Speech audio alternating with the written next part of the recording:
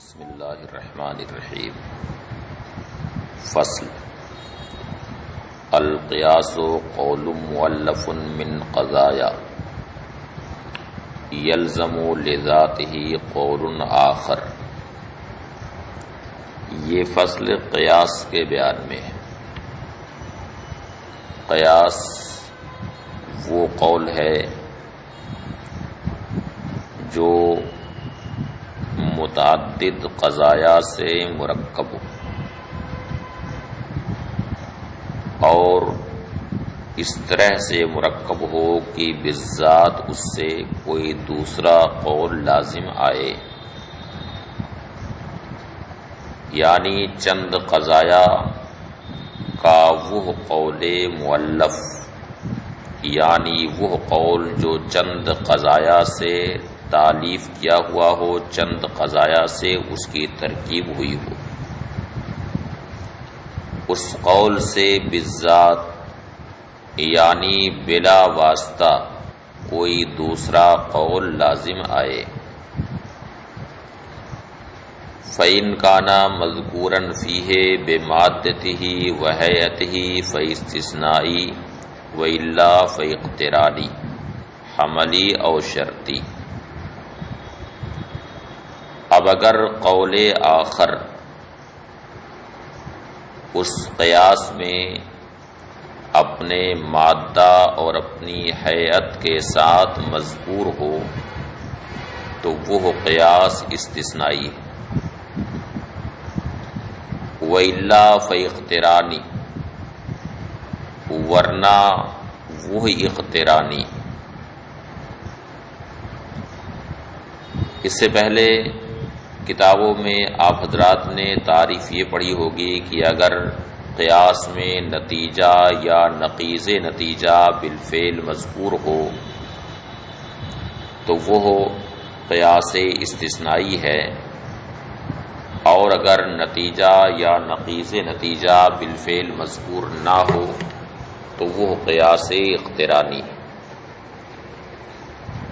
یہاں پر مصنف نے انداز تھوڑا سا بدل دیا ہے اور یہ کہا ہے کہ قول آخر، جسے ہم نتیجہ بھی کہہ سکتے ہیں، قول آخر اگر اس قیاس میں اپنے مادہ اور اپنی حیت کے ساتھ مذکور ہے تو وہ استثنائی ہے۔ اب جن حضرات نے قیاس استثنائی کی تعریف دوسرے انداز میں کی ہے، اس میں اور مصنف کے انداز میں اگر تطبیق کرنا چاہیں تو یوں کہہ سکتے ہیں کہ قول آخر اس قیاس میں اگر اپنے مادہ اور اپنی حیت کے ساتھ مذکور ہو، خواہ مثبت طور پر یا منفی طور پر، تو وہ قیاس استثنائی۔ تو اس طرح سے مصنف کے انداز تعریف اور جن حضرات نے دوسرے انداز میں تعریف کی ہے دونوں میں تطبیق ہو جائے گی، کیونکہ قول آخر مثبت انداز میں موجود ہے، مذکور ہے، تو وہ نتیجہ ہوا، اور اگر منفی طور سے وہ مذکور ہے یعنی اس کا سلب اس میں مذکور ہے، اس کی نفی مذکور ہے، تو وہ نقیض نتیجہ ہے۔ تو اس طرح سے ان کے درمیان یعنی ان تعریفات کے درمیان تطبیق ہو جاتی ہے۔ قیاسی اقترانی کی پھر دو قسمیں نکلتی ہیں، حملی اور شرطی۔ یہ ہے متن کا خلاصہ۔ اب شرح میں دیکھیں، قولہ القیاس لما فرغ المصنف من بحث التناقض والعکس شرع فی القیاس فقال معرفا له۔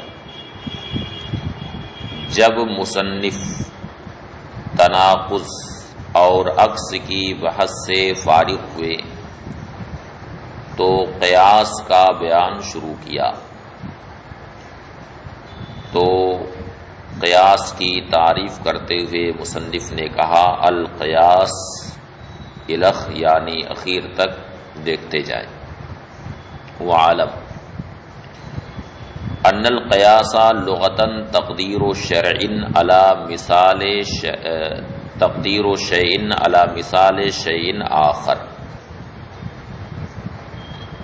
قیاس کہتے ہیں کہ ایک شے کا اندازہ کسی دوسری شے کی مثال پر کرنا، مثال کے مطابق کرنا، یعنی ایک شے کا اندازہ دوسری شے سے لگانا۔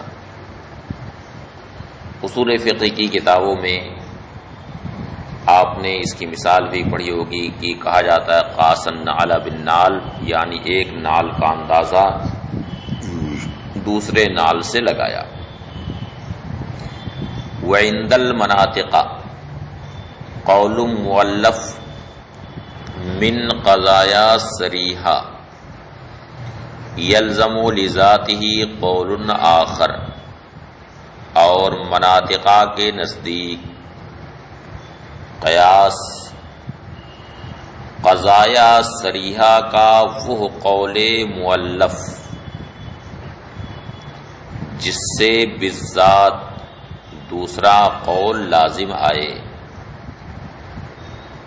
یعنی بلا واسطہ کوئی دوسرا قول اس سے لازم آئے۔ مثلا العالم متغیر وکل متغیر حادث، یہ قیاس، عالم متغیر ہے اور ہر متغیر حادث، یہ قیاس۔ لأنہ قول مؤلف من قضیتین، اس لیے کہ یہ دو قضیہ کا قول مؤلف، دو قضیہ سے یہ قول مرکب ہوا ہے، اور وہ دونوں قول یہ ہیں، پہلا قول العالم متغیر اور دوسرا قول ہے کل متغیر حادث۔ مستلزم لذاتہ قولا آخر، یہ بالذات ایک دوسرے قول کو مستلزم ہے۔ ویقال لہ النتیجۃ والمطلوب، اور دوسرے قول کو نتیجہ اور مطلوب کہا جاتا ہے، یعنی اس کو نتیجہ بھی کہتے ہیں اور مطلوب بھی کہتے ہیں، اور وہ ہے قول آخر العالم حادث، یعنی ان دونوں قولوں کو مرکب کیا گیا، العالم متغیر وکل متغیر حادث۔ اب اس میں حد اوسط یعنی متغیر کے ساقط ہونے کے بعد نتیجہ نکلے گا العالم حادث کا۔ وعلم ان المراد بالقول ما یشمل الملفوظ والمعقول، جان لو کہ قول سے مراد معنی عام ہے جو ملفوظ اور معقول دونوں کو شامل ہے۔ تلفظ کر دیا وہ بھی قول ہے، اور تلفظ نہیں کیا بلکہ وہ ابھی عقل ہی میں ہے تو اسے بھی قول کہا جاتا ہے۔ وہ خاص بالمرکب عند المناطق، مناطقہ کے نزدیک یہ مرکب کے ساتھ خاص، یعنی عام طور سے مناطقہ کے نزدیک مرکب پر ہی اس کا اطلاق ہوتا ہے، مفرد پر اطلاق نہیں ہوتا ہے، جبکہ عرف عام میں قول مفرد کو بھی کہہ سکتے ہیں اور مرکب کو تو کہا ہی جاتا ہے۔ وبالمؤلف، قیاس کی تعریف میں ایک لفظ آیا ہے مؤلف کا، اس سے کیا مراد ہے؟ تو کہتے ہیں بالمؤلف مرکب علی حیۃ مخصوصہ، مؤلف سے مراد وہ ہے جو ایک مخصوص حیت پر مرکب ہو، یعنی اس کی ترکیب ایک مخصوص حیت پر دی گئی۔ پھر اس کے بعد بالقضایا آ رہا، تو قضایا یہ قضیہ کی جمع ہے۔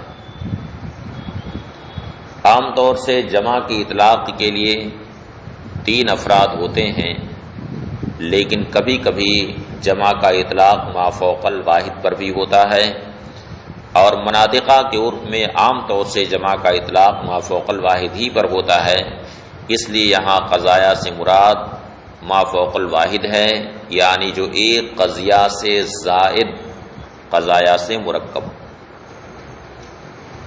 وبالقضایا ما فوق قضیۃ واحدہ، اور قضایا سے مراد وہ ہے جو ایک قضیہ سے زائد.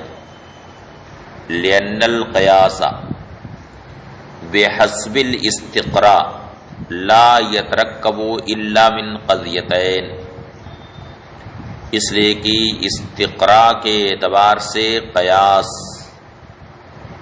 کا ترکب دو قضیہ سے ہوتا، دو ہی قضیہ سے ہوتا ہے. یعنی قیاس کے تعلق سے جو ہم نے جائزہ لیا، تلاش و جستجو کی، تو جتنے بھی قیاسات مناطقہ کے ہیں وہ سب دو ہی قضیہ سے مرکب ہوتے ہیں، دو قضیہ سے زائد سے مرکب نہیں ہوتے. اور جہاں بظاہر ایسا لگتا ہے کہ وہاں کئی قضایا ہیں جیسے عموماً قیاس مؤلف میں ہوتا ہے، تو وہاں حقیقت میں ایک قیاس نہیں ہوتا ہے بلکہ متعدد قیاس ہوتے ہیں. لأن القیاس بحسب الاستقراء، اس لیے کہ استقراء کے مطابق یعنی تلاش و جستجو کے مطابق قیاس کے تعلق سے جو جائزہ لیا گیا اس کے اعتبار سے قیاس دو ہی قضیہ سے مرکب ہوتا ہے. وَقَضَا كُلُّ جَمْعٍ يُسْتَعْمَلُ فِي هَذَا الْفَنِّ، اسی طرح سے ہر وہ جمع جس کا استعمال اس فن میں یراد بہ ما فوق الواحد، اس سے ما فوق الواحد ہی مراد ہے. قولہ مؤلف من قضایا، یعنی قضایا سے جو مرکب ہو. یخرج القضیۃ البسیطہ المستلزمہ لعکسها او عکس نقیضها، اس سے قضیہ بسیطہ خارج ہو جاتا ہے، وہ قضیہ بسیطہ جو اپنے عکس یا اپنی نقیض کے عکس کو مستلزم. فإنها لیست مؤلفۃ من قضیتین، کیونکہ وہ دو قضیہ سے مرکب نہیں ہوتا ہے. وَيُخْرِجُ الْقَضِيَّةَ الْمُرَكَّبَةَ، اور اسی طرح سے زید قائم لا نائم جیسے قضیہ مرکبہ کو بھی خارج کر دیتا ہے. لِأَنَّهُ لَا يُطْلَقُ عَلَيْهَا أَنَّهَا قَضِيَّتَانِ، اس لیے کہ اس پر یہ اطلاق نہیں ہوتا ہے کہ یہ دو قضیہ ہیں. قَوْلُهُ لِذَاتِهِ، یعنی اس سے بالذات دوسرا قول لازم آئے. یخرجو قیاس المساوات، اس سے قیاس مساوات خارج ہو جاتا ہے. قیاس مساوات کسے کہتے ہیں تو اس کی تعریف خود کتاب میں مذکور ہے. وَهُوَ مَا يَتَرَكَّبُ مِنْ قَضِيَتَيْنِ یکون متعلق محمول الاولی موضوع الاخری، یہ دو قضیہ سے جو مرکب ہو. قیاس مساوات وہ قیاس ہے جو ایسے دو قضیہ سے مرکب ہو کہ ان میں قضیہ اولی کا محمول قضیہ ثانیہ کا موضوع بنے. قضیہ اولی کے محمول کا متعلق، خود محمول نہیں بلکہ قضیہ اولی کے محمول کا متعلق قضیہ ثانیہ کا موضوع بنے. جیسے زید مساوٍ لبکر، یہ ایک قضیہ ہے، زید بکر کا مساوی. اس میں مساوٍ محمول ہے اور لبکرین اس سے متعلق. قضیہ ثانیہ ہے وبکر مساوٍ لخالد، بکر خالد کا مساوی ہے. تو قضیہ ثانیہ میں قضیہ اولی کے محمول کا جو متعلق ہے بکر، اسے موضوع بنا دیا گیا ہے اور کہا گیا ہے کہ بکر خالد کا مساوی. تو نتیجہ یہ نکلا کہ زید خالد کا مساوی. فالمحمول فی الاولی مساوٍ لبکر، تو قضیہ اولی میں محمول مساوٍ لبکر ومتعلقہ عنی بکر موضوع فی الاخری، اور اس کا متعلق یعنی بکر قضیہ ثانیہ میں موضوع ہیں. فَإِنَّهُ قَوْلٌ مُؤَلَّفٌ مِّن قَضِيَّتَيْنِ، تو یہ ایسا قول ہے جو دو قضیوں سے مرکب ہے، جس کی ترکیب دو قضیوں سے ہوئی ہے. مستلزم لقول آخر، یہ ایک دوسرے قول کو مستلزم ہے، اور وہ دوسرا قول ہے زید مساوٍ لخالد، زید خالد کا مساوی. لیکن لا یقال له انه قیاس، لیکن اس کے لیے یہ نہیں کہا جائے گا کہ یہ قیاس، یعنی اس کو قیاس نہیں کہا جائے گا، کیونکہ قیاس کی تعریف میں یہ لفظ مذکور ہے کہ یلزم لذاتہ قول آخر، یعنی اس قول مؤلف سے بالذات دوسرا قول لازم آئے، یعنی بلا واسطہ دوسرا قول لازم آئے.